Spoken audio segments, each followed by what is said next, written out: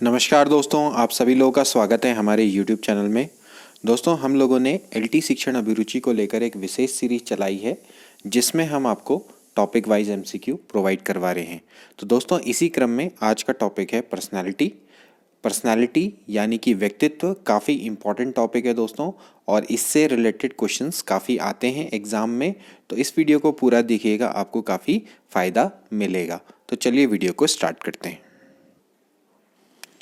तो दोस्तों, आज का टॉपिक है व्यक्तित्व और पहला क्वेश्चन है 16 PF का प्रयोग किसके मापन हेतु किया जाता है। 16 PF की फुल फॉर्म बोले तो दोस्तों 16 पर्सनालिटी फैक्टर टेस्ट इसको बोला जाता है। तो ऑफकोर्स ये किसको मापने के लिए प्रयुक्त होगा? व्यक्तित्व को मापने के लिए दोस्तों यह प्रयुक्त किया जाता है। रेमंड बी कैटल के द्वारा ये दोस्तों बनाया गया था। आपने ध्यान में रखना है, रेमंड बी कैटल इसके आविष्कारक हैं। 16 पर्सनालिटी फैक्टर नाम से इन्होंने टेस्ट को बनाया था, और एक तरीके का दोस्तों सेल्फ रिपोर्ट पर्सनालिटी टेस्ट है। और इसमें यानी सेल्फ रिपोर्ट का मतलब है कि जिसमें आप अपने बारे में खुद बताते हैं और आपसे क्वेश्चन पूछे जाते हैं और आपको आंसर देने होते हैं, ठीक है ना। तो काफ़ी इंपॉर्टेंट ये टेस्ट है, आप इसके बारे में ध्यान में रखेंगे। अगला क्वेश्चन दोस्तों थॉर्नडाइक के व्यक्तित्व के वर्गीकरण का आधार है। यानी कि थॉर्नडाइक ने व्यक्तित्व का वर्गीकरण किस आधार पर किया? दोस्तों, अलग अलग मनोवैज्ञानिकों ने व्यक्तित्व को अलग अलग आधार पर बांटा है, यानी कि व्यक्तित्व का वर्गीकरण उन्होंने अलग अलग आधार माना है। कई लोगों ने शारीरिक गठन के आधार पर उसको वर्गीकृत किया, जैसे कि क्रेचमर थे, इनका वर्गीकरण अलग था। इसके अलावा कपिल मुनि का अलग है। थॉर्नडाइक ने भी इसी तरह से वर्गीकरण किया था। स्प्रिंजर हैं, शेल्डन हैं। तो कई टाइप के मनोवैज्ञानिकों ने अपने अपने आधार पर व्यक्तित्व का दोस्तों वर्गीकरण किया है। तो जो थॉर्नडाइक हैं, इन्होंने चिंतन और कल्पना के आधार पर व्यक्तित्व का वर्गीकरण किया है। इनके अनुसार व्यक्ति 3 प्रकार के होते हैं चिंतन के आधार पर। एक होते हैं सूक्ष्म विचारक, दूसरे होते हैं स्थूल विचारक, और तीसरे होते हैं प्रत्यक्ष विचारक। ठीक है, तो सूक्ष्म विचारक, सूक्ष्म मतलब छोटा, स्थूल मतलब बड़ा, और प्रत्यक्ष मतलब डायरेक्ट। ठीक है, ये बहुत सिंपल है। तो इनके अनुसार सूक्ष्म विचारक, स्थूल विचारक और प्रत्यक्ष विचारक, ये 3 तरह की पर्सनैलिटी वाले लोग होते हैं। नेक्स्ट क्वेश्चन मानव व्यक्तित्व परिणाम है। आपको बताना है कि जो व्यक्तित्व है वो किसका परिणाम है। केवल आनुवांशिकता का, पालन पोषण और शिक्षा का, आनुवांशिकता और वातावरण की अंतःक्रिया का, या फिर केवल वातावरण का। दोस्तों, शुरुआत में जो मनोवैज्ञानिक हैं वो मानते थे कि पर्सनैलिटी केवल बाह्य आवरण है।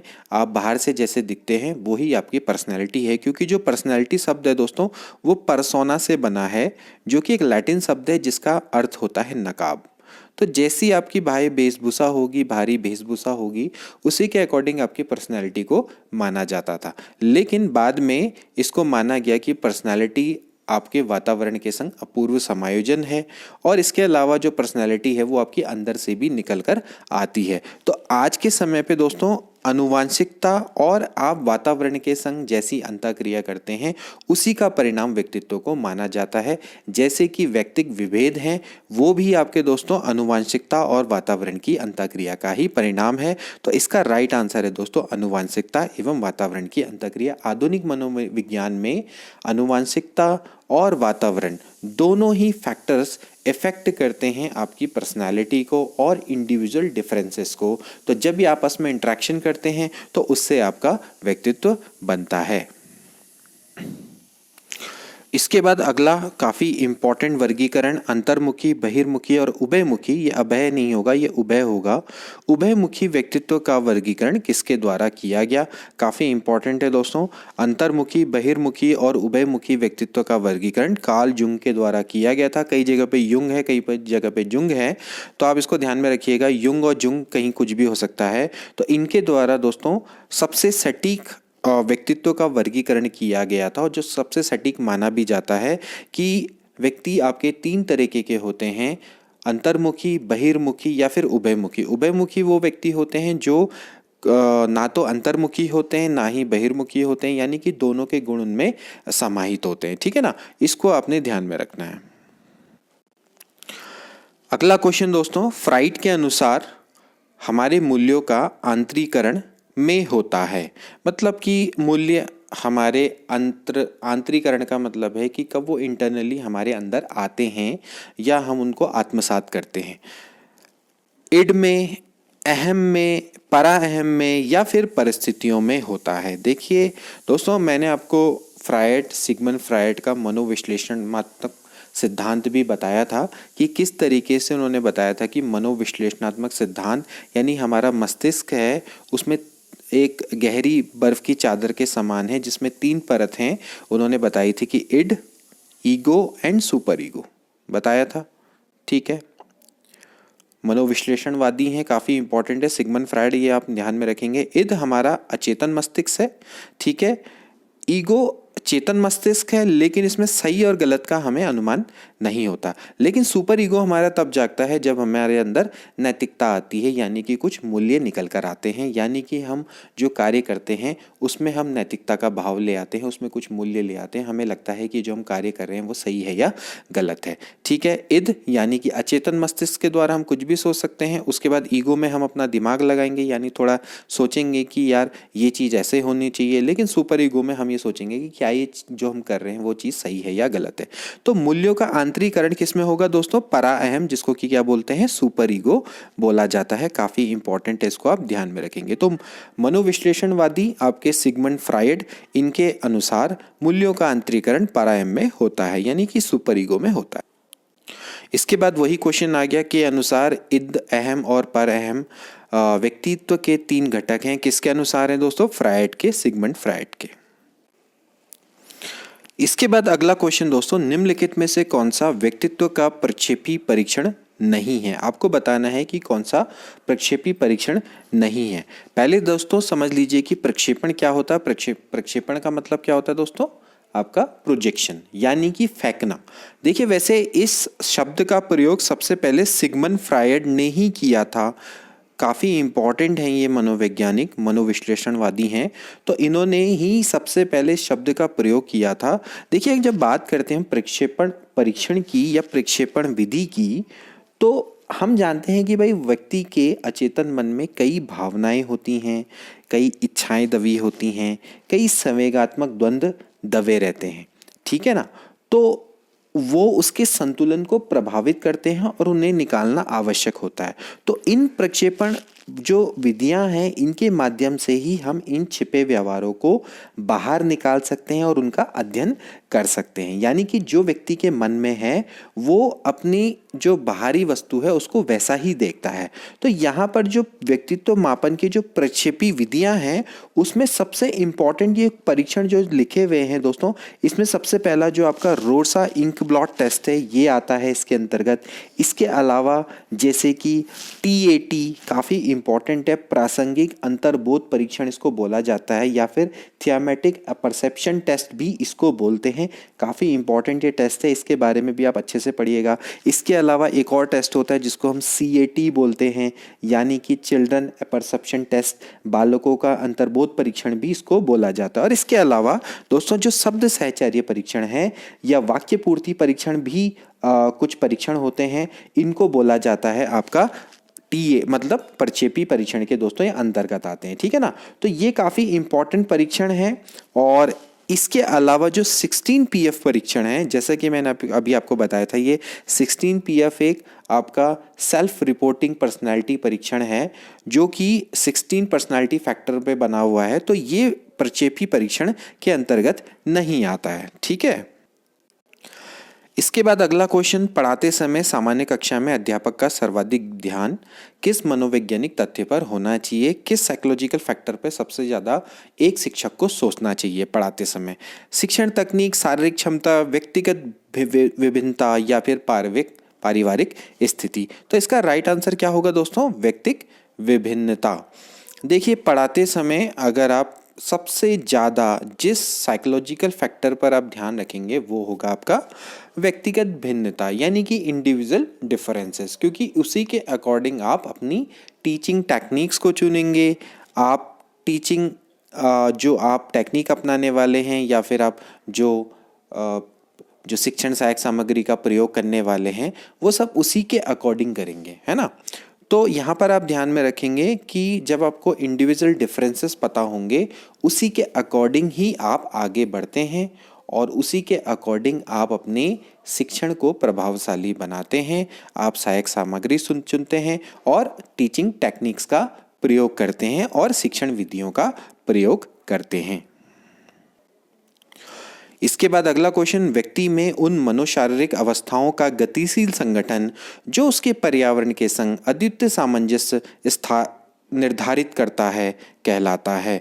देखिए, मैंने अभी आपको बताया था कि व्यक्ति में उन मनोशारीरिक अवस्थाओं का जो गतिशील संगठन है जो उसके एनवायरनमेंट के संग अपूर्व समायोजन निर्धारित करता है या सामंजस्य स्थापित करता है, उसको हम क्या बोलते हैं? पर्सनैलिटी बोला जाता है। तो काफ़ी इंपॉर्टेंट है, इसको आप ध्यान में रखेंगे।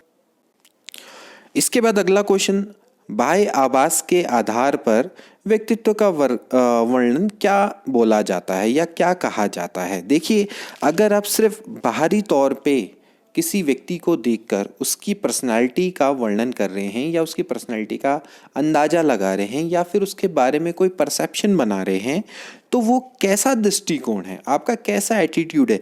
क्या वो गहन दृष्टिकोण है, क्या वो सतही दृष्टिकोण है, मानकीय दृष्टिकोण है या फिर प्रेक्षणात्मक दृष्टिकोण है? तो इसका राइट आंसर क्या है दोस्तों? सतही दृष्टिकोण है। सतही का मतलब क्या होता है? ऊपरी दृष्टिकोण, यानी आपने सिर्फ ऊपर ऊपर देखा और आप डीप में नहीं गए, आपको पता ही नहीं है कि उसकी पर्सनालिटी क्या है, तो सिर्फ आपने उसकी बाहरी वेशभूषा के आधार पर उसकी पर्सनालिटी का परसेप्शन लगा लिया। तो ये सिर्फ आपका क्या है? सतही दृष्टिकोण है। अगला क्वेश्चन, व्यक्तिगत भेद पाए जाते हैं, लोगों के में पर्सनालिटी में डिफरेंसेस क्यों पाए जाते हैं या फिर उनमें इंडिविजुअल डिफरेंसेस क्यों पाए जाते हैं? बुद्धि स्तर के कारण, अभिवृत्ति के कारण, गतिवाही योग्यता या फिर यह सभी? देखिए, सभी फैक्टर व्यक्तिगत भेद होने के कारण है। बुद्धि के कारण डिफरेंसेस आते हैं, कोई बच्चे प्रतिभाशाली होते हैं, कोई मंदबुद्धि होते हैं, कोई आपके सामान्य होते हैं। इसी तरह से एटीट्यूड सबका अलग अलग होता है, गतिवाही योग्यता भी सबकी अलग अलग होती है। तो यह सभी इसका राइट आंसर है। अगला क्वेश्चन दोस्तों, व्यक्तित्व का पहला प्रकारात्मक वर्गीकरण प्रस्तुत किया था। देखिए, व्यक्तित्व का पहला प्रकारात्मक वर्गीकरण दोस्तों हिप्पोक्रेटस के द्वारा प्रस्तुत किया गया था। इन्होंने अराउंड 400 ईस्वी पूर्व में इस वर्गीकरण को प्रस्तुत किया था कि पहली बार इन्होंने बताया कि व्यक्तित्व को आप इस प्रकार में बांट सकते हैं। तो इन्होंने देखा जाए तो जैसे रक्त, कृष्ण पित्त, पीला पित्त और कफ के आधार पर इन्होंने व्यक्तित्व का वर्गीकरण किया था। तो सबसे पहले जब भी बात आएगी तो हिप्पोक्रेटस का वर्गीकरण था, ठीक है ना। इन्होंने 4 कैटेगरी बनाई थी। इन्होंने कहा था कि मनुष्य में 4 रस हैं। ये रस इन्होंने बोले थे, एक ब्लड और एक आपका होता है ब्लैक बाइल, एक होता है येलो बाइल और इसके बाद कफ, ठीक है। तो 4 चीजें इन्होंने बताई थी, ये आप ध्यान में रखेंगे। अगला क्वेश्चन दोस्तों, अंतर्मुखी व्यक्तित्व और बहिर्मुखी व्यक्तित्व का वर्गीकरण किसने किया? अभी हमने इसके बारे में डिस्कस किया था कि अंतर्मुखी व्यक्तित्व और बहिर्मुखी व्यक्तित्व का वर्गीकरण कार्ल यूंग के द्वारा किया गया था। अगला क्वेश्चन, ग्रंथियों के आधार पर व्यक्तित्व के विभिन्न प्रकारों की चर्चा किसने की है? देखिए, अब ग्रंथियों के आधार पर अगर आप बात करें तो दोस्तों इसकी चर्चा की है कैनन ने।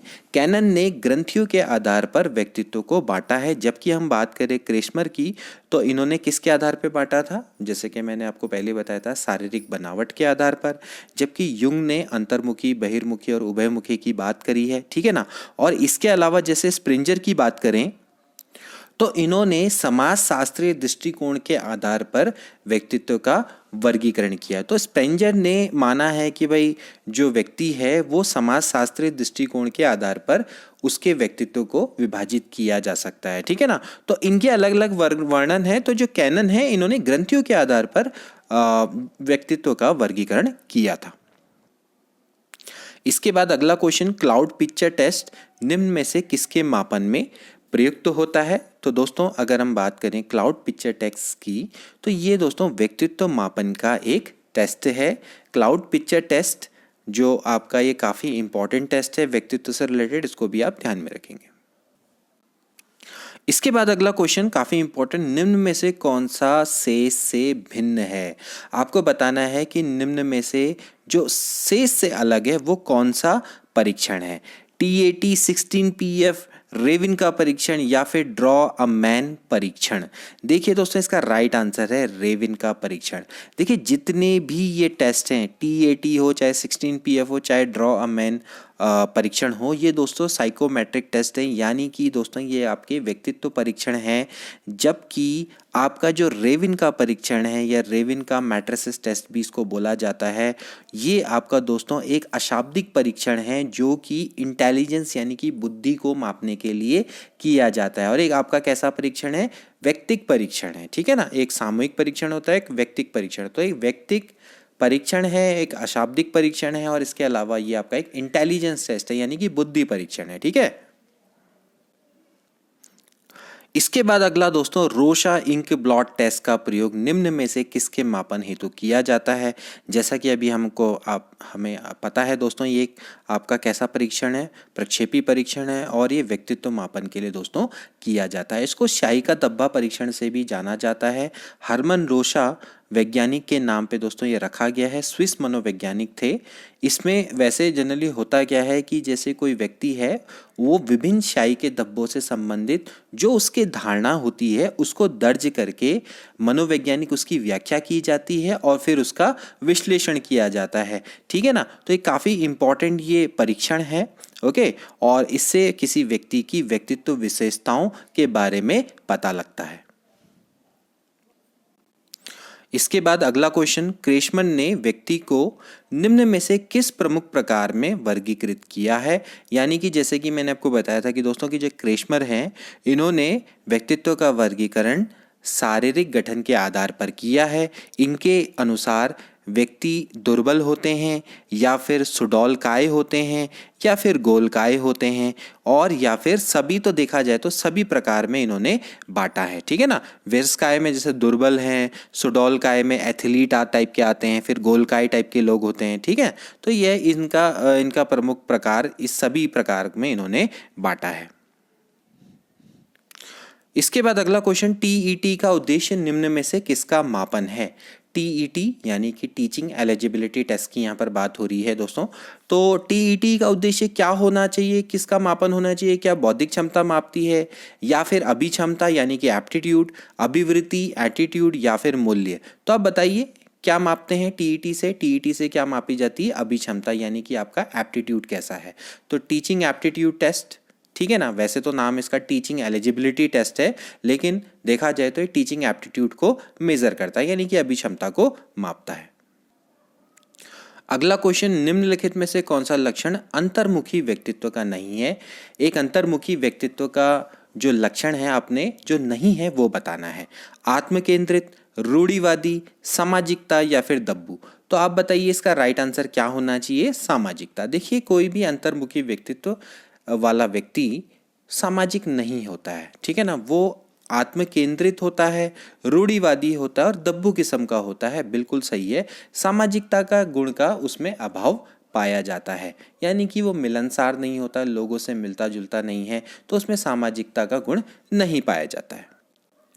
इसके बाद अगला क्वेश्चन, निम्नलिखित में से किसे व्यक्तित्व की नैतिकता वाली भुजा कहेंगे। देखिए वही वाला क्वेश्चन दोबारा से रिपीट होके आ गया, लेकिन थोड़ा डिफरेंट वे में आया है।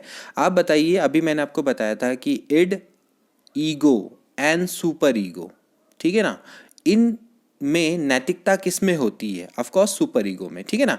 इड अचेतन, ये आपका चेतन है लेकिन सही और गलत का कुछ पता नहीं, सुपर ईगो में नैतिकता आ जाती है। तो ईगो एक्चुअली पुल है या कड़ी है between ego and super ego, तो सुपर ईगो में ही आपकी नैतिकता वाली भुजा इसको कहा जाएगा। तो यहाँ पर परा हमको हिंदी में वैसे मतलब हिंदी में इसको परायम बोलते हैं, वैसे इंग्लिश में क्या बोलते हैं, सुपर ईगो।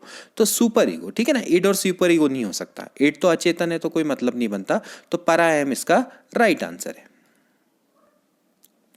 इसके बाद बालकों की व्यक्तिगत भिन्नता के लिए निम्न में से कौन सा कारक जिम्मेदार है। आपको बताना है कि कौन सा कारक इंडिविजुअल डिफरेंसेस के लिए जिम्मेदार है। माता पिता की मनोवृत्ति, बुद्धि, नस्ल या फिर स्थान। तो आप बताइए क्या होना चाहिए इसका राइट आंसर। यहाँ पर तो सीधा है, माता पिता की मनोवृत्ति कैसी है, क्या वो व्यक्तिगत भिन्नता के लिए जिम्मेदार है, या फिर नस्ल कैसी है, या फिर स्थान। तो इसका राइट आंसर है दोस्तों बुद्धि। अभी हमने आपको बताया कि बुद्धि सबसे ज़्यादा इम्पॉर्टेंट या फिर हम कह सकते हैं वाइटल रोल प्ले करती है इंडिविजुअल डिफरेंसेस में, तो बुद्धि इसका राइट आंसर है। अगला क्वेश्चन, विकास में व्यक्तिक भिन्नता को समझने के लिए क्या महत्वपूर्ण है। अगर अपने व्यक्तिक भिन्नता को समझना है तो क्या महत्वपूर्ण है। वंशागत विशेषताओं पर विचार करना जो प्रत्येक व्यक्ति को जीवन में विशेष शुरुआत देती है। पर्यावरणीय कारकों पर विचार करना जो लोगों को प्रभावित करते हैं। शरीर एवं दिमाग के परिपक्वन पर विचार करना, या फिर वंशागत विशेषताओं के साथ साथ पर्यावरणीय कारकों एवं उनकी पारस्परिक क्रिया के बारे में विचार करना। तो इसका राइट आंसर क्या होना चाहिए दोस्तों, डी। जैसे कि मैंने अभी आपको बताया था कि जो व्यक्तित्व है वो वंशानुक्रम एवं वातावरण के संग जो अंतर क्रिया होती है उसी का परिणाम होता है। तो व्यक्तिक भिन्नता भी वही है दोस्तों कि जो आपकी वंशागत विशेषताएं होती हैं उनके संग जो आपके वातावरण का अंतःक्रिया होती है उसी से ही इंडिविजुअल डिफरेंसेस आते हैं। तो वंशागत विशेषताओं के साथ साथ पर्यावरणीय कारकों एवं उनकी पारस्परिक क्रिया यानी कि इंटरेक्शन के बीच में आपको क्या करना है, विचार करना पड़ेगा। तो आपको जब विकास की व्यक्तिक भिन्नता को समझना होगा, ठीक है। इसके बाद व्यक्तिक भिन्नता का प्राथमिक कारण क्या है। फिर से वही क्वेश्चन आ गया दोस्तों, लोगों के द्वारा माता पिता से प्राप्त आनुवांशिक संकेत पद्धति, जन्मजात विशेषताएं, पर्यावरणीय प्रभाव, या फिर आनुवांशिकता एवं पर्यावरण के बीच जटिल पारस्परिक क्रिया। तो यही इसका राइट आंसर है। आनुवांशिकता भी है, हेरिडिटरी भी है, और इसके अलावा जो आपका एनवायरनमेंट है उसके बीच में जो आपकी जटिल इंट्रैक्शन होता है या अंतःक्रिया होती है उसी से ही आपके अंदर व्यक्तित्व का निर्माण होता है या फिर आपके बीच में इंडिविजुअल डिफरेंसेस आते हैं। इसके बाद अगला क्वेश्चन, कौन व्यक्तित्व के गुण सिद्धांत से संबंधित नहीं है। गुण सिद्धांत का मतलब सील गुण सिद्धांत। देखिए दोस्तों, अगर हम बात करें इसमें व्यक्तित्व के सील गुण सिद्धांत से, तो इसमें इंपॉर्टेंट लोग हैं आल्पोर्ट, कैटल और आइजनेक, ठीक है ना। ये तीन लोग काफ़ी इंपॉर्टेंट है। आल्पोर्ट का सील गुण सिद्धांत काफ़ी इंपॉर्टेंट है, इसको आप पढ़िएगा, काफ़ी इसके बारे में आता भी है और इससे पूछा भी जाता है। इसके अलावा कैटल के बारे में मैंने जैसे अभी आपको बताया था 16 PF थ्योरी, और इसके अलावा आइजनेक भी काफ़ी इंपॉर्टेंट है। इन्होंने भी व्यक्तित्व का वर्गीकरण सील गुणों के आधार पर ही किया है। लेकिन जो फ्रायड हैं ये तो मनोविश्लेषणवादी हैं, तो ये इनका सील गुण से कोई संबंध नहीं है। तो कौन सा व्यक्तित्व के गुण सिद्धांत से संबंधित नहीं, तो वो है मनोविश्लेषणवादी सिगमंड फ्रायड।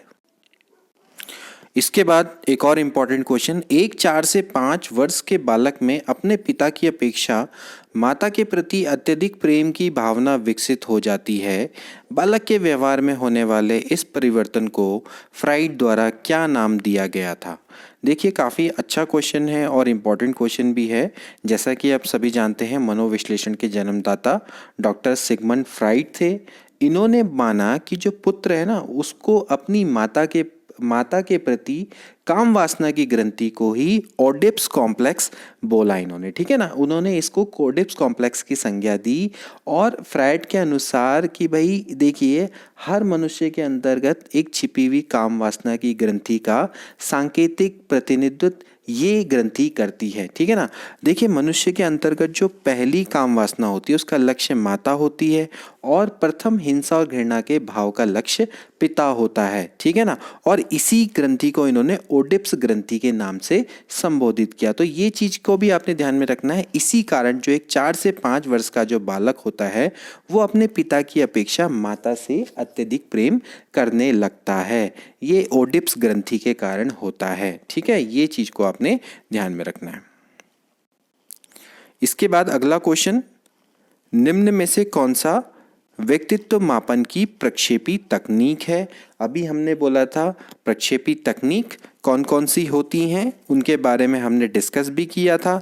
तो साक्षात्कार, अवलोकन, निर्धारण, मापनी, ये तीनों के तीनों इसके अंतर्गत नहीं आते हैं, ठीक है ना। प्रक्षेपी विधि में आप क्या होते हैं कि इस तरह के टेस्ट लेते हैं जिससे मनुष्य स्वयं अपने व्यवहारों को आपके सामने प्रदर्शित कर देता है। तो यहाँ पर दोस्तों क्या होगा, TAT आपका इसका बिल्कुल सही परीक्षण है, ठीक है ना। साक्षात्कार नहीं हो सकता, इंटरव्यू नहीं आता, अवलोकन नहीं, चेकलिस्ट यानी कि निर्धारण मापनी भी इसके अंतर्गत नहीं आती है। तो TAT, ठीक है ना, थियामेटिक अपरसेप्शन टेस्ट, ये काफ़ी इम्पॉर्टेंट ये टेस्ट है, TAT के नाम से जाना जाता है। बहुत ही प्रमुख व्यक्तित्व परीक्षण है, इसके बारे में भी आप जरूर पढ़िएगा। तो दोस्तों ये थे कुछ इम्पॉर्टेंट व्यक्तित्व से रिलेटेड क्वेश्चन, पर्सनालिटी से रिलेटेड। ये क्वेश्चन आई होप कि आपको मदद करेंगे आने वाले एग्जाम में। तो मिलते हैं अगले वीडियो में। Till then take care and good bye.